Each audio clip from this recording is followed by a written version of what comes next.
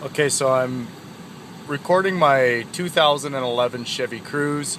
As you can see, the date and time, 4:25, minus 13. We're in Calgary, Alberta, Canada.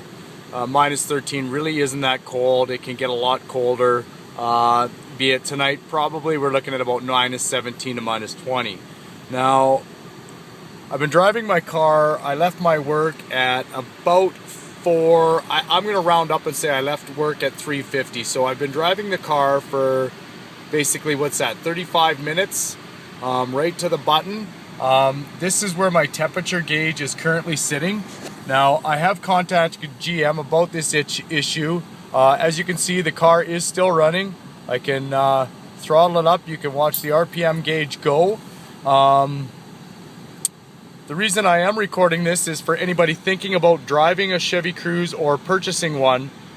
You can watch as this unfolds. The temperature is actually going to drop as the car sits and idles. Now, I have taken it to the dealer. There was only one cold spell last year as Calgary had a pretty mild winter.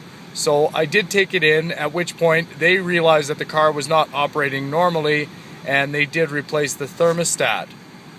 I've since taken it back this week as well due to this fact. This is Calgary's second cold snap now this winter.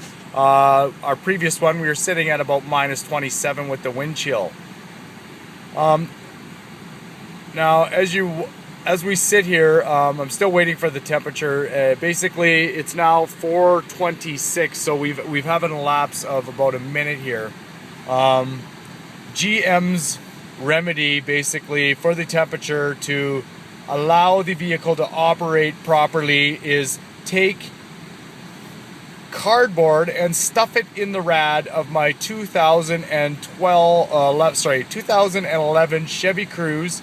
As you can see by the odometer there, we're looking at 35,083 kilometers. Hopefully this isn't too much movement and making you all dizzy. Just gonna kind of sit here kind of patiently. Basically, I'll keep you informed time-wise. We're now in a time of 4:27, so it's been a matter of 2 minutes since I've placed the vehicle in park and I'm sitting in my parking stall. You can see by the video as well, I've only been recording for about 2 minutes 45 seconds.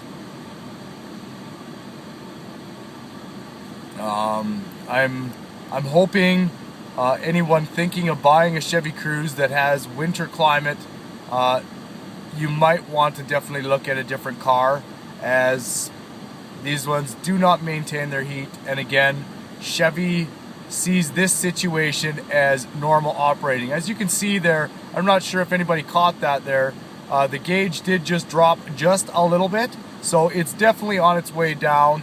Now, as you look at the time of my video, it is 3:23, which means this is in a matter of 3 minutes. So, which is fantastic if you get caught in traffic in this car, or you actually stop and run in somewhere. You leave the car running thinking that it's going to maintain its temperature and keep you nice and toasty warm. Wow, are you sadly mistaken. $30,000 I paid for my lemon. I'm not sure if anybody else has this problem. It'd be sure interesting to know. Again, it's already dropped a bit there. I'm not sure if anyone can see that. I'll flash back to the time. We're now at 4:29. And again, the temperature is only minus 13. It gets a lot colder than that here in Calgary. Going back to the temp gauge here, just to keep a good eye on it. What you see in it on top there is the steering wheel.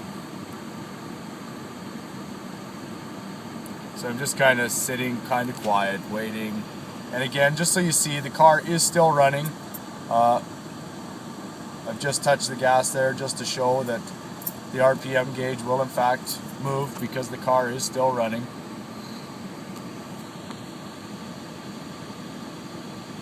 But as you can see, the gauge definitely was above the 50 mark when I did pull in. It's since come down a little bit. Oh, and there it goes again now, starting to drop yet a little bit more. So now we're getting even closer. We're not even at a quarter of the engine's operating temperature. And again, I have to advise, that GM Canada has advised me that this is normal operation of this car. And we're in a lapse of 5 minutes. And I'm approaching colder. Now, after a 30-minute drive in traffic, going anywhere from, most of the roads I travel, it's a 60 km/h zone, so you know you're putting a little bit of load on the engine.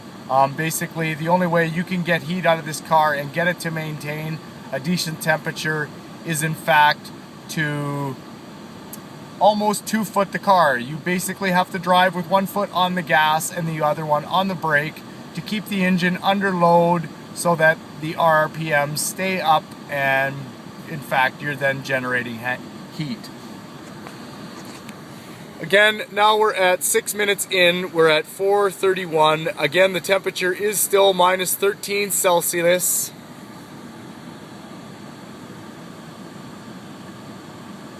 And there we have the temp gauge still sitting, waiting for it. It should move some more here yet again.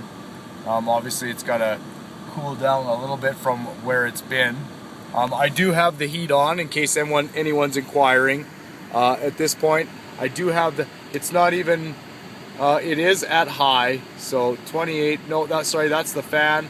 So I'm not even on high. I've only got the car set at 28 degrees, so I'm not even taxing the heat system in the car at this point on full to try to get maximum heat out of it. Again, it's only at 28 degrees. I'm assuming high would be, well, look, high would be 29.5 degrees. So I'm a degree out from taxing the heater system for actual demand on everything it can actually produce. And again, here we are sitting at an idle. In front of me is, if you look there, sorry, as it adjusts, I have a building kind of blocking the wind that way. I'll scroll around this way. Wind can still come, I guess. And again, this way. There's a tree to show you that, in fact, it's not even moving from a breeze. Now, that is a pine tree, so it's not like it's windy or anything else that is robbing the car of any heat. And here we are yet again back at the heat gauge, where this is to be told minus 13, again, not even taxing the car. It's going to get a lot colder in Calgary than minus 13. Again, heat's still holding at 28 degrees, and this is optimal running temperature when the car is sitting idle. Now, obviously, this is set, well, I'm going to just check here.